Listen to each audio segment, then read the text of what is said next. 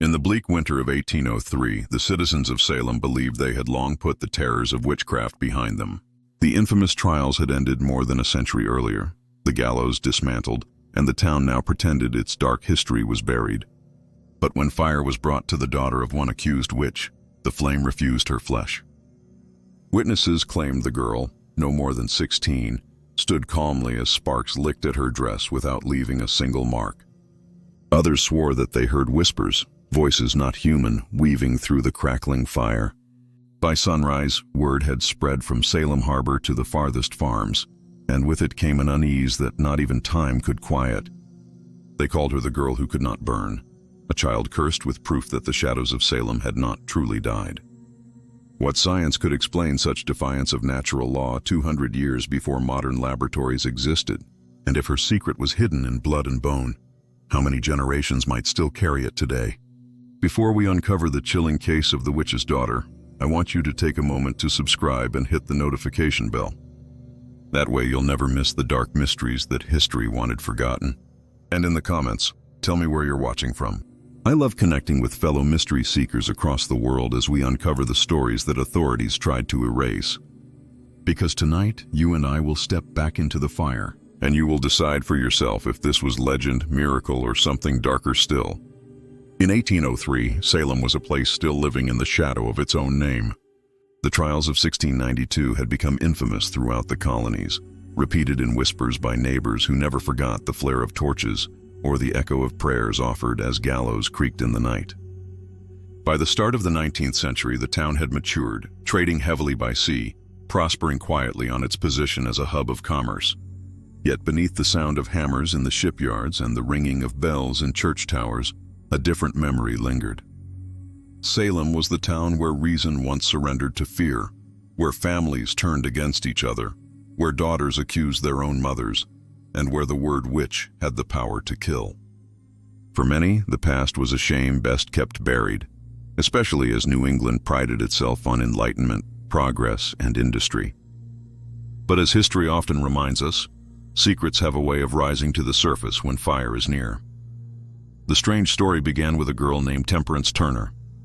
Barely 16 years old, she was the daughter of Abigail Turner, a woman who decades earlier had lived under the long shadow of suspicion. Abigail's grandmother had been one of those accused but spared execution because her pregnancy delayed punishment. She survived the hysteria, but the mark was never lifted from her bloodline. In Salem, bloodlines spoke louder than words, and every whisper carried through the streets like smoke. Some skeptics dismissed such ancestry as harmless superstition, scars from an embarrassed past. But there were others who kept lists in their minds of names that had been tied to witchcraft, names passed like curses from one generation to the next. And by the time Abigail Turner bore her daughter Temperance, those lists had not been forgotten. Temperance herself was, by all accounts, an ordinary girl with unremarkable features. Brown hair, pale eyes, and a demeanor that made her seem quiet, shy, and observant. She lived simply, her family surviving on modest means, her father a cooper who repaired barrels for Salem's merchants. Neighbors noted that she walked with her head bowed often, not from fear but from habit, avoiding idle gossip and suspicion. Yet it was precisely in that silence, in that withdrawn nature, that some swore they saw something unusual. How odd, they thought, that a girl of 16 would not laugh freely like others, that her eyes lingered a little longer on flickering candles than they should, that her voice, soft and deliberate, made even mundane words seem like secrets. The first incident that stirred real fear took place during the bitter cold of February. A fire had been stoked in a hearth at the Turners' modest home, and Temperance was said to have stood too close, a dried hem of her dress brushing the embers. Several neighbors gathered for supper expected to see her clothing burst into flame in an instant. But instead, they watched in stunned silence as heat licked the fabric. Sparks clung briefly, then vanished as if quenched by unseen hands. One guest, a fisherman hardened by storms, claimed that he saw the fire bend away from her flesh, like a candle guttering in sudden wind. A silence fell over the room. Temperance simply stepped back and smoothed her dress. No scorch marks were visible, not even a faint singe where sparks should have burned cloth. By sunrise, stories had spread beyond that small room. Salem's marketplaces thrived on rumor as much as salted fish and timber, and the tale of the girl untouched by flame became the day's currency. Some declared it fabrication, others a trick of light or drunken memory. But for believers in whispers, believers in Salem's cursed bloodlines, it was proof that the darkness once banished had never truly left. Her mother Abigail wept when she heard the murmurs. She begged priests to pray for cleansing, insisted her daughter was innocent of anything unnatural.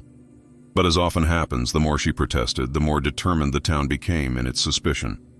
Salem had grown fat with commerce, but the soil of old fear had not dried. Farmers still nailed horseshoes above doors. Mothers still struck flints in ritual as protection for newborns. Men still made the sign of the cross at shadows and candlelight. And when a girl linked by blood to accused witches appeared immune to flame, footsteps quickened and eyes averted in alleyways. Now, it would be simple to dismiss the account of Temperance Turner as superstition, a tale twisted by centuries into myth. But contemporary letters confirm that her name was discussed intensely that winter of 1803. Local ministers debated whether a new inquiry of conscience should be undertaken, while merchants argued the matter would only bring shameful echoes of the past back to life. And still around kitchen hearths, the story grew. Some whispered she could summon whispers from flames. Others claimed she left no soot under her hands no matter how close to the fire she worked. One fisherman's wife even remarked that, in deep frost, her breath never showed as mist against the air. Her father, Robert Turner, insisted these were lies, vile imaginations eager to wound his family. But truth and rumor walk side by side in Salem, and often it is the rumor that arrives faster, knocks louder, and lingers longer. Halfway through this chilling account, let me pause a moment. If this story is giving you chills, share it with a friend who enjoys dark history and the strange mysteries that lie between legend and fact. Because sometimes the retelling of such tales reminds us more about ourselves than about those who lived in them. The incident with the hearth alone might not have been enough to brand her with suspicion, but a second event sealed it. In March, during a celebration when townspeople gathered after a successful shipment returned safely from the West Indies, a torch was accidentally dropped near a cluster of barrels. Fire leapt eagerly, shrieks cut through the air, and men rushed to pull water toward the flames. In the panic, several claimed they saw Temperance standing only a pace or two from the burning pitch, her face glowing in its light, watching calmly as though mesmerized. When the fire was subdued, townspeople insisted she emerged untouched, though standing closer than any others dared. Here the rumor hardened into conviction. Twice now she had defied fire. And for a town haunted by witch legacy, 2 times was enough to stir dread. Clergy attempted rational explanation. One said it was simple coincidence, that drafts of wind or the weakness of flame had spared her by chance. Another urged compassion, begging citizens not to repeat the madness of 1692. But restraint is fragile when fear is involved. Soon children whispered that she could not be burned because she bore the mark of the devil. Elderly women recounted stories of witches in Europe who walked untouched through flame until righteous executioners pierced them with iron. Temperance herself said little. When pressed, neighbors claimed she answered only with bafflement, insisting she felt heat as ordinary people did. But her silence, her refusal to elaborate, was taken as evidence of secrecy rather than innocence. The story escalated with the visit of a local physician, Dr. Elias Hammond.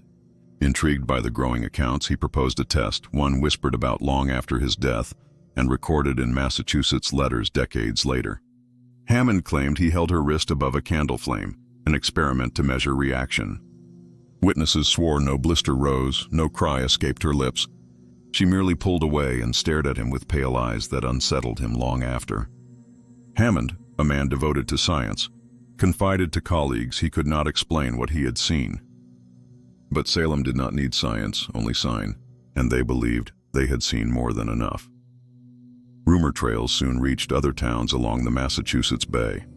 By mid-April, Salem again found itself the focus of judgment. Only this time, America was no longer a fragile colony, but a young nation priding itself on order and reason. Neighbors argued whether it was wise to awaken ghosts of the past, whether to brand a girl for something no court could explain. Some demanded she be sent to Boston for examination, others begged she be left in peace.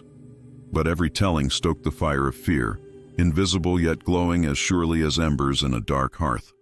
Temperance was said to withdraw more and more from daily society, wandering the edges of Salem fields, tending to animals in unusual silence. Some swore crows followed her path more than others, that the family's wooden fence never grew lichen, though damp seasons should have rotted it years before. Again, such details may have been exaggerations fueled by suspicion.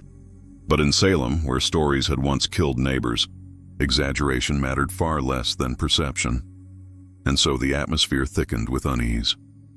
By summer, talk turned to whether intervention from the church was needed, to test her, to confirm her quiet suspicion. And it was in these debates, in these whispered meetings, that the story of Temperance Turner hardened into legend as the girl who could not burn. A legend that traveled further than the town itself, across Massachusetts into early American folklore, where science even now scratches at the edges of explanation. By the end of this first chapter of our story, Salem again stood at the edge of fear. Would they accuse her outright? Would they pursue inquiry or live quietly while suspicion festered? History tells us that legends often swell not when proven, but when silenced. And Temperance Turner, whether miracle, myth, or something unsettled between, remained silent until fire once again came near. If you want to follow this haunting journey further, make sure to subscribe, like, and leave a comment with your thoughts on what could shield someone from flame. Was this girl truly cursed with witch's blood? Or is there some scientific explanation lost to history? Your engagement helps keep these forgotten mysteries alive, and together we will step deeper into shadows most have left untouched. The summer months of 1803 carried an uneasy heat. Salem's streets bustled with merchants conducting trade, sailors returning from voyages, and children playing in the dust, but over it all hung an unspoken tension. Temperance Turner's name was no longer just spoken within Salem. It had slipped down the coast along the trade routes, whispered in Boston taverns, and noted in the diaries of visiting ministers. What began as rumor had become something larger, a tale of a girl who defied fire, a living reminder of the witch blood once said to stain Salem's very soil. To many, she had become a symbol of shame, proof that Salem would never escape its cursed legacy. To others, she was something far more dangerous, validation that perhaps the stories of witchcraft from a century earlier had not been absurd after all. By the middle of July, Temperance could no longer walk through town without noticing the shift in eyes. Neighbors who once greeted her mother politely now crossed to the opposite side of the street. Children stopped their play and grew silent when she passed, as though they feared she might overhear their thoughts. Families who had broken bread beside the Turners feigned sudden business elsewhere when Abigail approached. The household's social ties had dried like wells in drought, replaced by a growing desert of suspicion. One evening, a group of older boys followed Temperance near the old Salem meeting house. They jeered, calling her Ember Girl and Ashless Witch. Witnesses later swore that the boys hurled pebbles toward her as she walked. But the stones, oddly enough, seemed to veer, skipping near her feet then bouncing away, not leaving so much as a scratch. Whether by coincidence, poor aim, or imagination fueled by fear, word spread by morning that not even stone could touch her. Already fire had failed her once, now rumor claimed rock itself bent from her path. Her father raged privately when he heard. He pleaded with their minister to protect his daughter's name, to chastise those who mocked her. The minister, Reverend Ezra Halloway, faced a dilemma unlike any sermon could resolve. He had long sought to keep old fears buried under faith and scripture, urging his congregation never to repeat the horrors of 1692. Yet he could not deny the whispers and the strange consistency with which stories of Temperance's unnatural protection arrived at his door. In times such as these, silence was not neutrality, it was itself an answer, and perhaps the most dangerous one. By August, the tale drew interest beyond Salem's borders. A scholar from Cambridge, Dr. Jonathan Alden, heard of the girl through associates in Boston and made a discreet journey to Salem to observe quietly. He was said to be skeptical of all things supernatural, a rationalist who believed science would outshine all superstition given time. He sought Temperance not as a witch or an omen, but as a problem to be solved through study. Legend claims he approached her family under the guise of a physician offering aid, convincing her parents to allow an examination. What precisely he witnessed is uncertain, Only fragments of letters remain, describing his astonishment and a line that survives in curious ink. I held flame near the palm, and she regarded it as one does a summer's candle, without fear, without wound. For a man of science, this was not proof so much as torment, a phenomenon unexplained. Though he sought no trial, no accusation, his words trickled back into rumor, reshaping themselves into proclamation.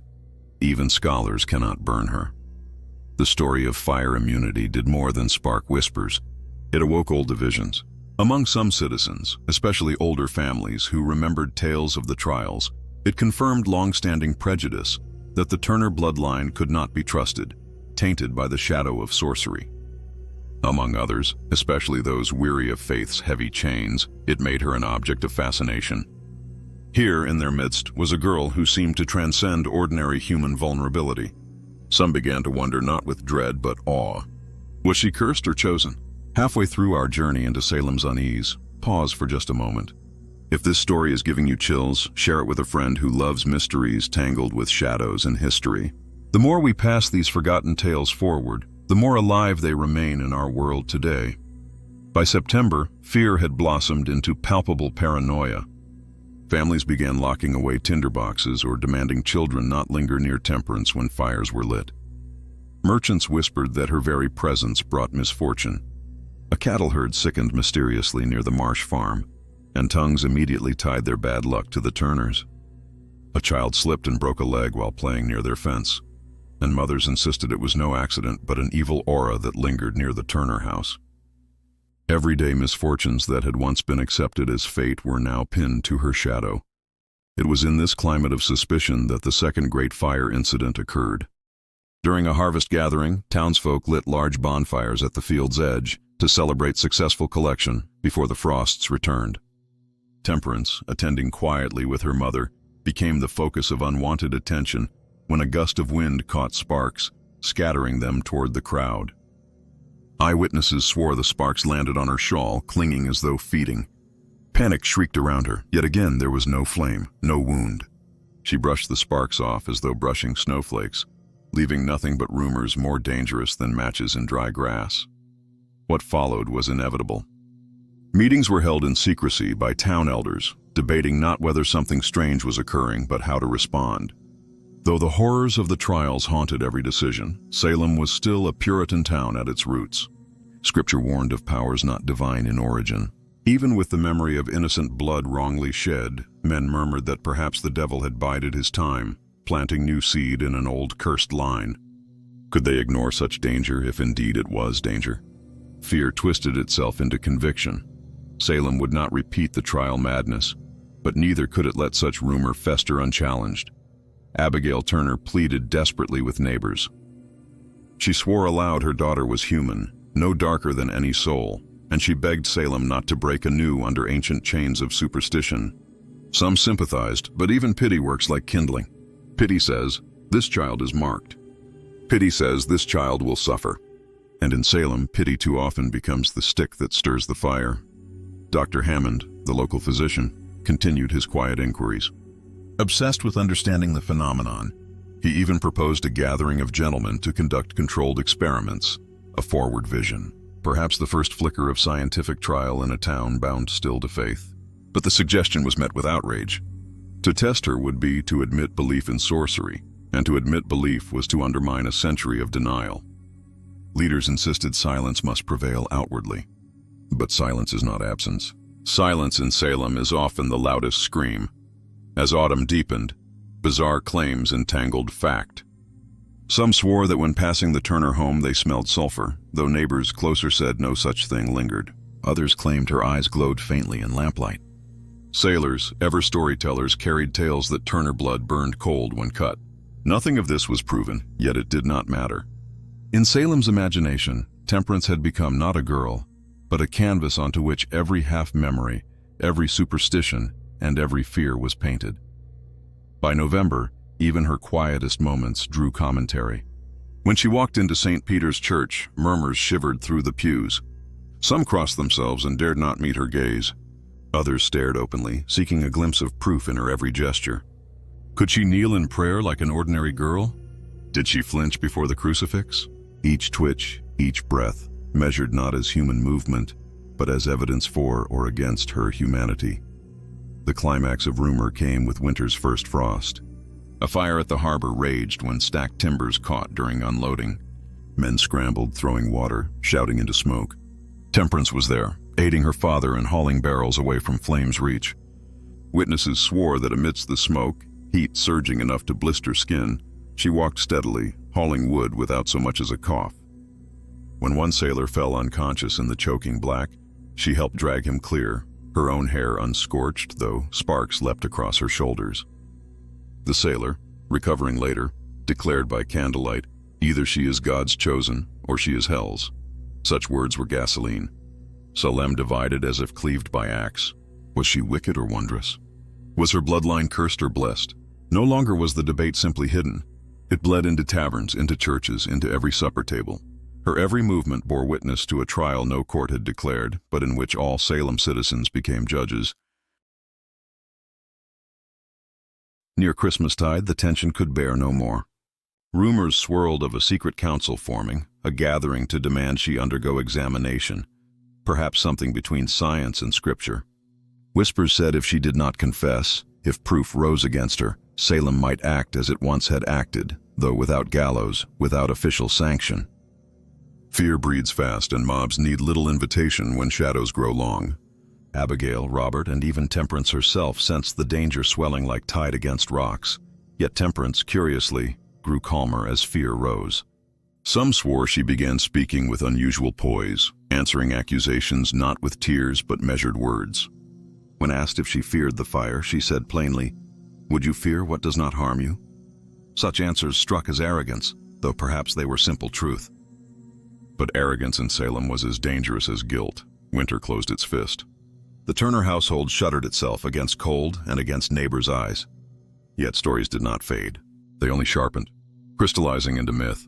For fire had not burned her in February, nor again in March, nor yet again in harvest or harbor. And now Salem stood once more before an unspoken choice: silence the tale, or ignite it into flames of suspicion. Thus the girl who could not burn lingered in the minds of her town like a coal not yet extinguished. For with each retelling, she grew less a girl, more a specter, less Temperance Turner, more the witch's daughter born of cursed flame. And Salem, a century after its shame, trembled once more before the fire. If you've stayed with me this far into the story, make sure to subscribe, like, and leave a comment with your thoughts.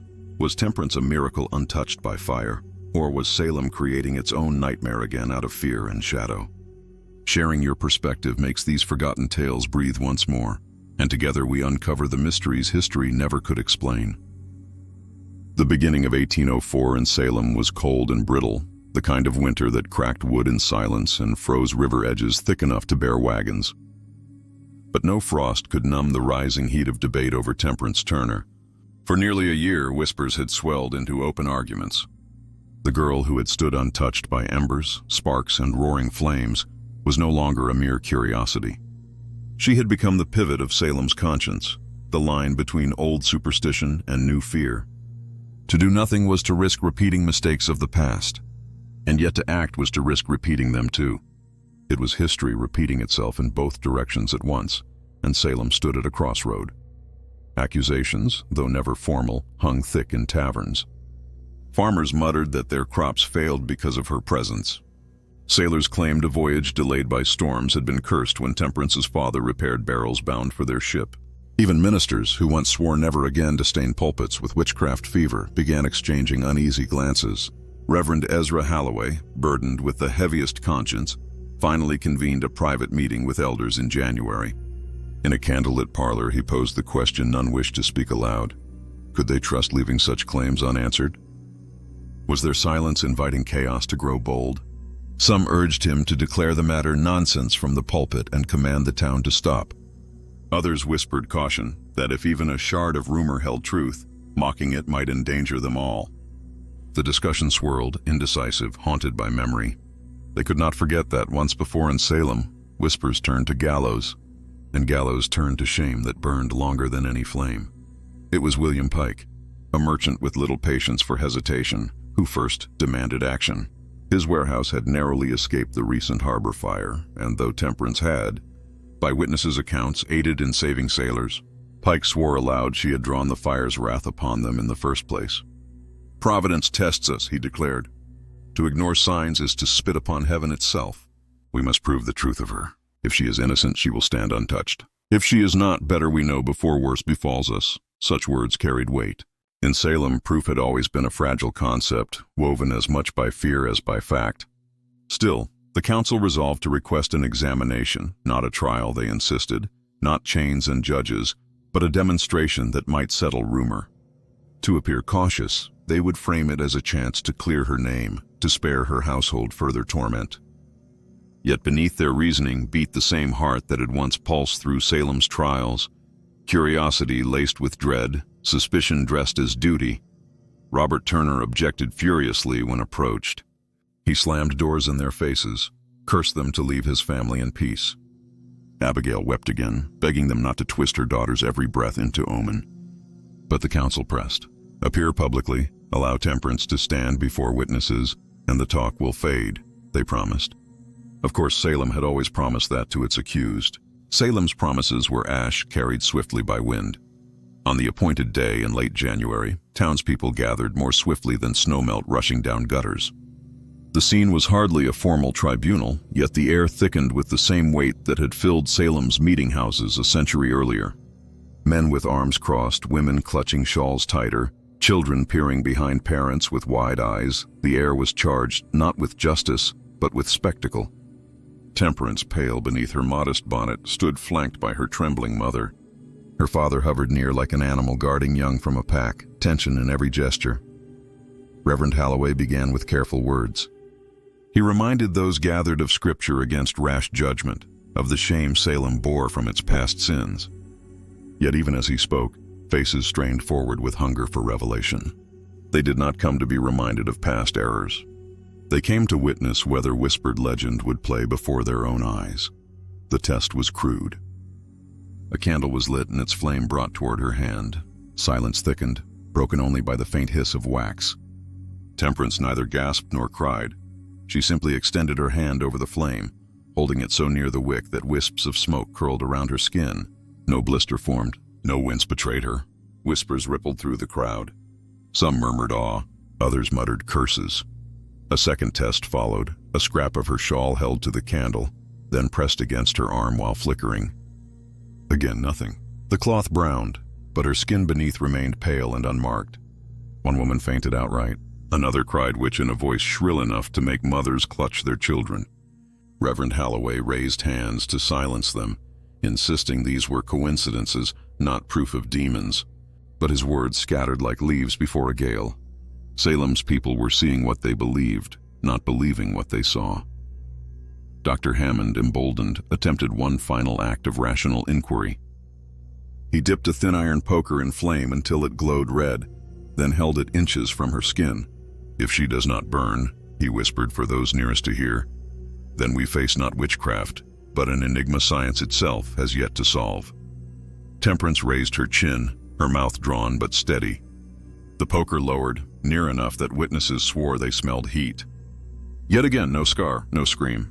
She simply gazed back, calm as though daring the world to gaze with her. That moment became immutable in memory.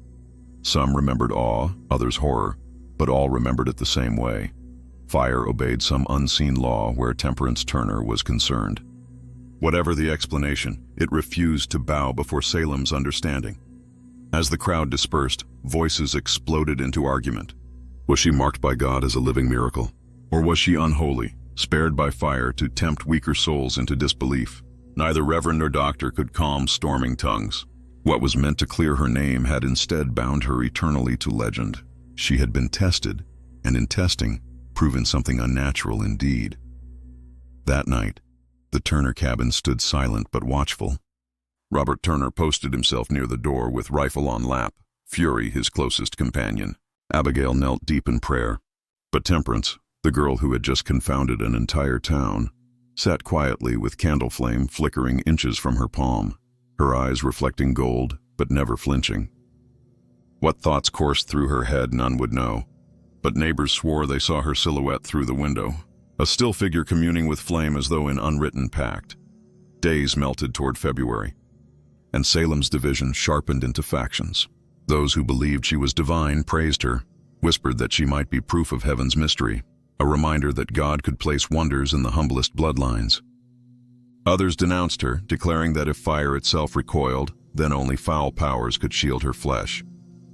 Families argued across supper tables, brothers shouting across tavern counters, ministers locking horns over scripture.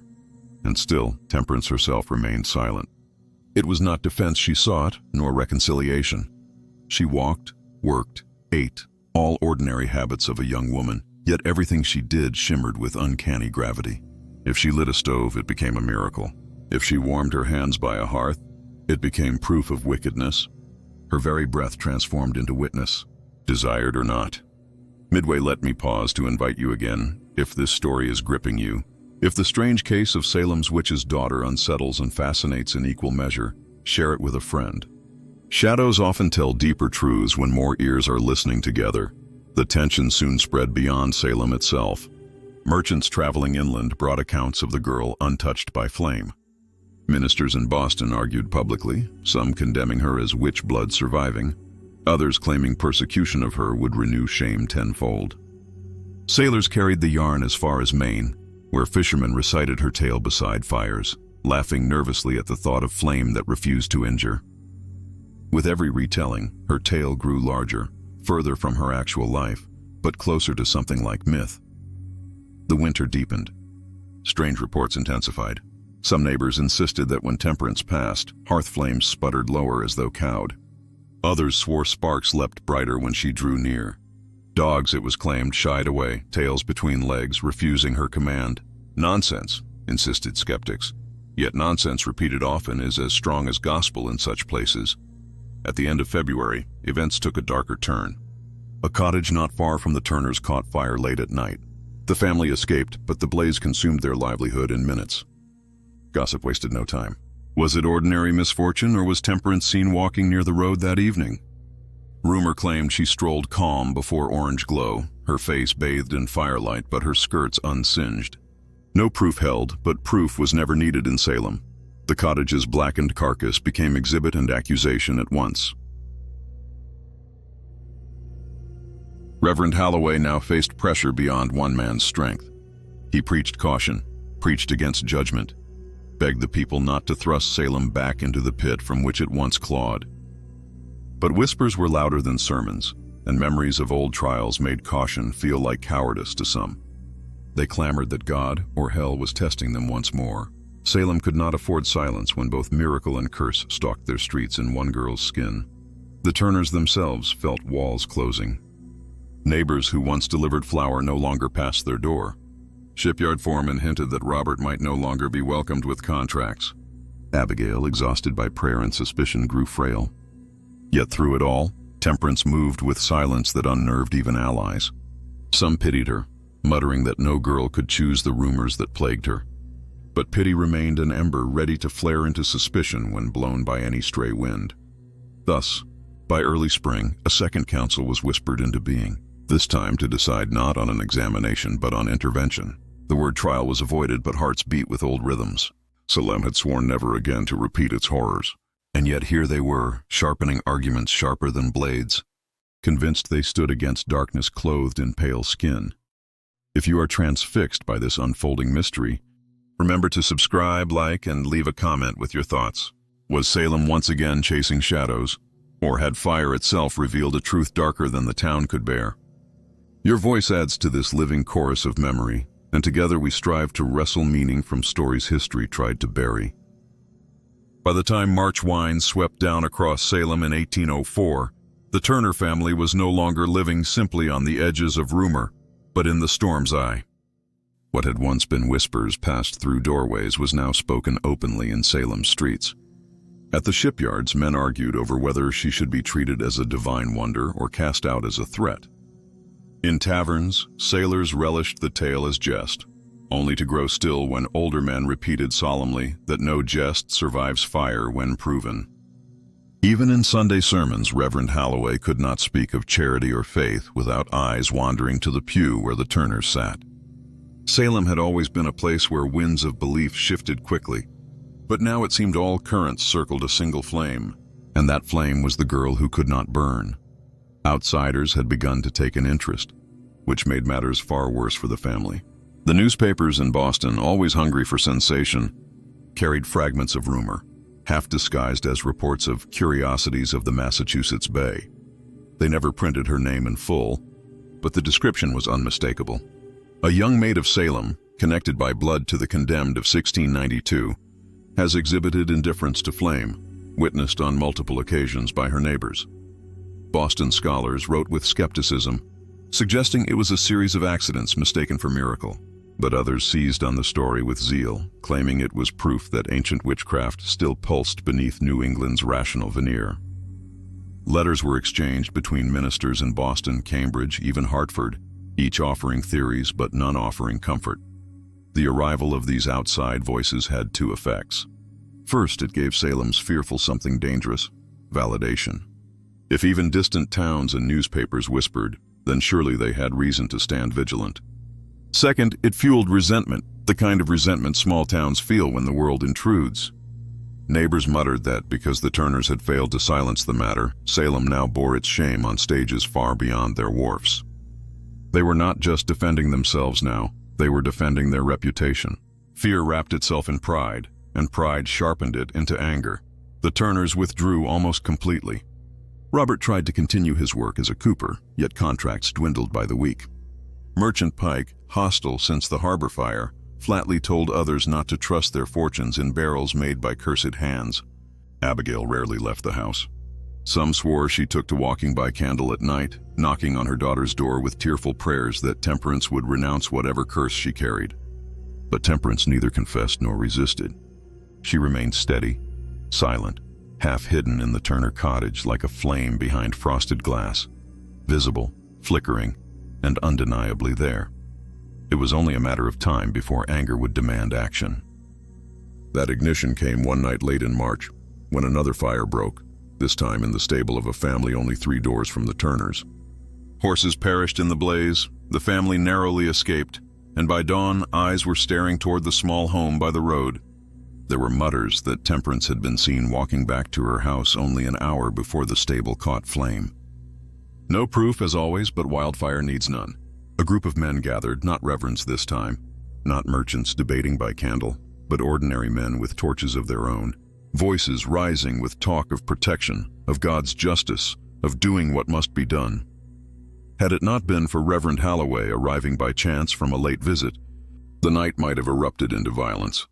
He confronted them, blocking the road, warning them that Salem had learned its shame a century ago when it placed judgment above compassion. His words wavered between command and desperate plea, and for that night the torches dispersed. But everyone knew such resistance could not hold forever. Salem, like a tinderbox, only waited for the next spark. The next weeks were filled with contradiction. Some who had once muttered suspicion now whispered sympathy. Sailors recalled she had dragged a man from smoke and flame at the harbor, risking her life though she was never harmed. They argued, would a witch save lives, or would she only destroy? Yet against their defense came the older voices, harsher, certain. The devil tempts with kindness to disguise wickedness. Did not Judas kiss before betrayal? One woman spat. The logic, twisted and cruel, draped suspicion even over her acts of mercy. Halfway through, pause here. If this unfolding ordeal is gripping you, share this story with a friend who finds fascination in history's darkest, strangest mysteries.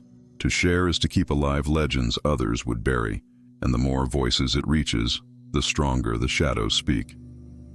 As April drew near, Salem's elders faced a grim decision. They feared mob justice would arrive if they did not intervene with authority. So another meeting was held, more solemn than before. There was talk of sending Temperance away, perhaps to Boston, where learned men of science could study her in secrecy. Others argued she must stand before Scripture, tried not in secrecy but in church, so that all might know whether she bore miracle or curse. What nobody considered sincerely was leaving her to live in peace. Whatever she was, Salem had already decided she could not be ordinary. She must be tested, judged, declared, placed into some category of explanation. Fear despises mystery. Mystery demands answers at any cost. That cost soon became clear. In April, temperance was summoned, this time not to a casual demonstration but to a formal gathering. No public gallows, no official declaration, yet the atmosphere carried all the familiar weight of a trial. The church hall filled with citizens, more than had gathered in years, the wooden beams creaking above rows of harsh faces. At the front stood Reverend Halloway and Dr. Hammond, two men as different as could be, yet both drawn into the uneasy role of arbiters. The Turner family entered together, Robert's jaw set, Abigail clutching trembling hands, Temperance quiet and unreadable. The proceedings unfolded with unsettling familiarity. Witnesses spoke. Some recounted her standing unscathed at the hearth as sparks leapt. Others repeated the bonfire incident, the harbor fire, the stable blaze. A sailor stood forward, voice cracking, to proclaim she had saved him from certain death. Another woman declared her cattle had died strangely, certain it was her presence. Testimonies collided like storm winds, each pulling in opposite directions. Miracle or curse, savior or witch, the words blurred not toward truth, but toward chaos. Dr. Hammond attempted to speak of unknown natural explanations, of the ways human skin might resist heat in rare instances, of conditions of air and draft. But science in Salem was a child's reed flute playing against the roar of drums. Few cared for rational nuance when awe and fear scorched louder. Reverend Halloway spoke gravely that they were not to judge without mercy, reminding them that the sins of the past had condemned innocence. Yet even he seemed at loss, for the incidents were real. Whatever Temperance was, she defied the laws they knew. Temperance herself was finally given chance to speak. The hall fell into loaded silence, breaths caught, hearts pounding. "Do you consort with devilry?" asked Pike, the merchant enemy, his face redder than the candle's glow. She lifted her chin. "I consort with no devil. I consort with fire only as you consort with light, to see, to breathe, to live." Murmurs burst. Some heard arrogance, some heard truth. She continued, voice steady as iron. "Flame has never touched me as it touches you. I know not why. Curse, miracle, chance, it is yours to decide. But if Providence laid this upon me, who are you to drag me into shadow?" Her words shook even her accusers. A girl of 16, speaking as if age and faith had carved wisdom into her bone. For one moment Salem held still. Was she cursed? Was she blessed? Or was she something stranger, something neither Salem's scriptures nor science could yet contain? But moments never last in Salem. Yells returned, demands rose, voices clashed. The council dissolved into uproar. No verdict would be declared that night, but no verdict was needed. Salem did what Salem always did. It carried judgment home in its citizens' hearts, each deciding verdict for themselves, each strengthening rumor into conviction. That very night, men again gathered in shadows, muttering of fear that Salem sheltered the unnatural. Unlike before, Reverend Halloway was not present to turn them back. Torches were lit. A march toward the Turner house began. Word reached quickly through frantic neighbors, giving Robert Turner just enough time to bar his doors, to stand rifle at the ready while Abigail prayed through sobs. Temperance stood still in the center of the home, untouched by panic, eyes fixed on the small household fire burning quietly in the hearth. The mob surged near, their steps, their fury, their fear, only to halt strangely at the edge of the yard. Witnesses later swore a sudden blast of wind swept down, scattering their torches into sputtering trails of sparks. The men hesitated, fear crawling their spines, and in that hesitation courage fled. They retreated into darkness, muttering curses, leaving the Turner home standing amid thin smoke. For some, the incident was proof she wielded unholy powers. For others, it was sign of heaven's protection. For the Turners, it was survival, one night spared, though none knew how many more would come. If you've stayed through this chapter of fire and fear, join me now, subscribe, like, and comment with your thoughts. Had Salem grown wise enough to resist repeating its worst sins? Or was history circling back in the same flames that once burned through its people? Your perspective strengthens the very fabric of these stories as they live again in our time. Spring arrived in Salem with reluctant thaw, the snow retreating into soggy streets and the harbor ice cracking open to welcome sails once again. But renewal did not come to the Turner family. The fire that wrapped their every whisper and movement continued to burn hotter, unquenched by time. Salem was no longer isolated in its obsession. The outside world had fastened its gaze. Each rumor carried outward became a thread, woven together into a fabric of legend larger than the truth that bound it. And Temperance, though still nothing more than a girl of 16, stood trapped between forces of faith, fear, and fascination. By April's end, a delegation arrived from Boston under guise of learning. Seminary scholars and natural philosophers came, citing curiosity in the growing reports. They spoke politely, posed questions with soft mouths, but the fever of their eyes betrayed them. Salem welcomed them cautiously, half relieved that outside authority might provide a verdict, half humiliated to be again exposed to judgment before distant voices. The delegation requested an opportunity to examine the girl privately, offering promises of discretion if permitted. Robert Turner bristled like a wolf before hunters.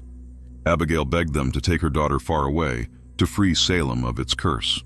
Temperance herself gave no plea, but merely nodded once, as though she had long known such summons would come. And so, beneath the rafters of a Boston-trained surgeon's borrowed parlor, the series of examinations began. Candles were lit, metal heated, and witnesses recorded minutiae with the gravitas of scripture. They placed her near flame. They pressed scorched cloth against her skin. Over and over, results aligned with rumor. No burn, no blister, no scream. Dr. Alden, who had written slyly of her months before, now confessed aloud, "In 40 years of study, I have not seen its equal." Some theorized she possessed a thickness of skin unseen in ordinary humans. Others suggested some divine condition, a marvel rather than a menace. But even the most reasoned explanations cracked under weight of what they witnessed with their own eyes. Yet Salem did not hear nuance in their words. What filtered back was only confirmation. She could not burn. To the fearful, that confirmed devilry. To the faithful, that suggested miracle. Few stopped to consider that inexplicable does not mean evil. In Salem, the inability to categorize was far more terrifying than any verdict. Suspicion cracked the town into factions more openly than before. Neighbors who once exchanged instruments of labor now exchanged curses. Shopkeepers began turning away those loyal to the Turners, fearing contamination of loyalty itself. Women argued in church over whether to allow Temperance near their children during catechism lessons. Nights echoed with unsettled cries as dogs barked endlessly toward the Turner house, or so it was told. Every ordinary incident, every cough, every flame shifted by draft was taken as warning. Even nature seemed pulled into spectacle. When storms struck, lightning splitting a sycamore near the marsh, some proclaimed it heaven's wrath for letting the witch's daughter live among them. But it was not always wrath that fueled talk. Among younger sailors and wandering youths, a strange awe grew. They whispered of her as untouchable, chosen, even powerful. Some swore her gaze alone unsettled men of authority. Rumors turned to dangerous fantasies that she might rise beyond Salem, that armies could march behind her unharmed by flame, that she was the first hint of a new age where faith and fear traded places. Such whispers did not circulate openly, but secretly, dangerously, like tinder hidden beneath haystacks waiting for a stray spark. Halfway through this eerie chapter, let me pause to remind you, if this story is giving you chills, don't keep it to yourself. Share it with a friend who appreciates the disturbing mysteries of forgotten history. Legends grow when they are passed hand to hand like glowing embers, and together we keep them alive for another night. The tension finally ignited in May when another unexplained fire raged, this time in a barn owned by one of Salem's most respected families. Despite men working furiously to contain it, half the livestock perished. The damage was ruinous, and whispers turned predictably toward Temperance. Several townsfolk swore they had seen her only hours before walking along the road, her eyes reflecting that undefinable light as evening set. The claim was flimsy, even laughable to skeptics, but Salem's pulse no longer beat on proof. It beat on fear and fury. By dawn, talk of driving the Turners from Salem spread through streets like the smoke that still lingered above charred beams. This time, Reverend Halloway could not stem the flood. His sermons pleading against judgment fell on ears deafened by panic. Even Dr. Hammond, once her defender by way of inquiry, confessed privately that he could not explain what he had seen, and that perhaps other forces were at play. His doubts shattered what fragile protection remained. merchants, farmers, mothers, each carried their own reasons. But all converged into a demand. The Turners must leave, or Salem itself would see to removal. The fateful gathering took place in early June. Citizens crowded the square, voices raised not in calm petition but in angry shout. The Turners emerged from their cottage, faces drawn tight. Abigail clutched her daughter's hand desperately. Robert tried to reason, to shout that they were innocent of misfortune. But louder voices erupted against him. "She defies fire! She calls flame! She cursed the stables, the barns! Drive them out before the town burns whole!"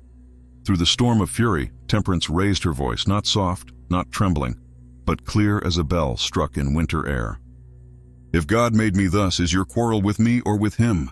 If he made me flesh that fire cannot harm, then you name him tempter, not me. And if it is devil, then know this: I fear no fire, no fury, no curse. Strike me if you must, but flame shall never have me." Her words carved silence through noise. For one moment, all felt the weight of something larger, something beyond their comprehension. Some saw defiance, some saw divinity, but all agreed she stood outside the common bounds of humanity. That night, Salem crumbled into factions more starkly than ever. Some demanded her exile immediately, others urged caution, some even whispered she should be exalted, not condemned. Fear and awe locked horns, threatening to shatter the town into chaos. Yet no conclusion came. Instead, Salem simmered in the heat of its summer, each home carrying both dread and curious fascination. The months that followed blurred with contradictions. Temperance appeared less, hidden by her parents' urging. Yet absence did not quell talk. It only fanned rumor. Some claimed she had vanished altogether, spirited away by ministers to distant convents or laboratories. Others said she still walked those back streets, glimpsed only fleetingly by lamplight, pale eyes shining where no flame touched her. True or not, her presence lingered in every whispered voice, every nervous glance at candles, every fear that hearth smoke carried more than warmth. And so her story hardened into legend by summer's end. Salem's merchants traded coin, harbor ships came and went, churches sang their hymns, but under it all, people carried the image of the girl who stood within fire's reach, untouched. A century after Gallows, Salem had once again ensnared itself in flame, not by rope and trial this time, but by myth made manifest in one young woman. Whether Temperance ever left Salem, whether she lived long under her strange protection, whether she was miracle or menace, none could agree. What remains certain is that a town that once tried to bury its dark past instead revived it, clothed in a quieter, deeper terror. Salem's shame and Salem's wonder became the same burning coal, untouched, unextinguished. If you're still here, walking through these shadows with me, pause for a moment at the end of this section. Subscribe, like, and comment with your thoughts. Was Temperance Turner truly cursed, truly chosen, or simply caught in the furnace of fear and belief that consumes more swiftly than fire itself? Your voice adds to the chorus, and together we decide how these buried tales survive in the present. The summer of 1804 folded into a grim season of tension that no harvest could sweeten. Salem had endured a year of rumor swelling into obsession, and now the weight of Temperance Turner pressed so heavily upon the town that ordinary life bent beneath it. Shipyards still rang with hammers, churches still rang with hymns, and markets still clattered with coins, but conversation could not be pried loose from the girl who defied fire. She was at every dinner table, every sermon, and every whispered fear that drifted between neighbors with lowering eyes. It was as though she had ceased being a person at all and become instead an idea, one that haunted Salem with more persistence than smoke curling from a chimney. By July, rumors reached again from Boston that ministers, doctors, and men of science had debated her in their halls. Some alleged they sought to remove her to the city for study, though what that entailed no one dared ponder aloud. Others claimed government itself had taken interest, wondering if a soldier immune to fire might become a weapon suited for national need. When these whispers crossed back through Salem's streets, they inflamed resentment. Families who had suffered misfortune muttered that no city must be allowed to claim her as marvel. She was cursed, they insisted, burden that Salem bore unwillingly. If Boston wanted her, let them reap what they sowed. Others argued the opposite, that Salem should let her go so the shame finally departed with her. For every voice there was contradiction. The air was thick with decision, yet no agreement could emerge. Meanwhile, the Turner family bent nearer to breaking. Robert, worn and bitter, carried his rifle to bed against the threat of mobs. Abigail wasted daily in grief, hair graying faster than weather could account for. And Temperance, the still point in the storm, bore herself with poise that unsettled them all the more. She answered accusations with neither fury nor tears, only the measured calm that had infuriated her accusers in the council chamber weeks before. To those who hated her, that calm seemed proof of witch-blood arrogance.